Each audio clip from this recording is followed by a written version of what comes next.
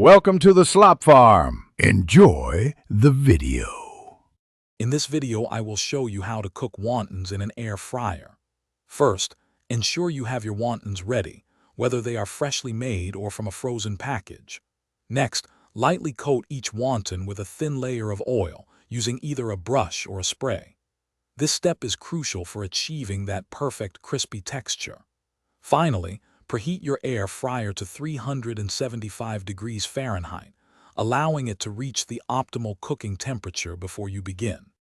Once your air fryer is preheated, carefully place the oiled wontons into the basket.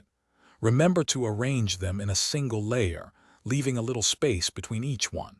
Overcrowding can lead to uneven cooking and a less crispy result. Cook them for an initial period of 6 to 8 minutes.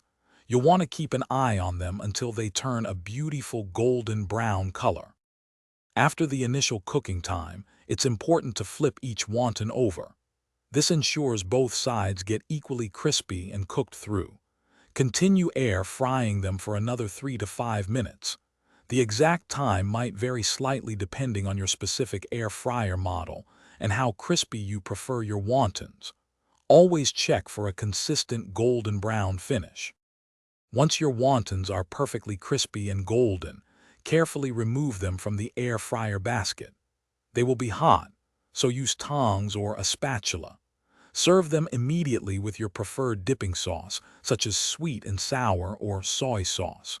If you're making a large batch, it's always best to cook them in smaller batches to maintain optimal crispiness and even cooking.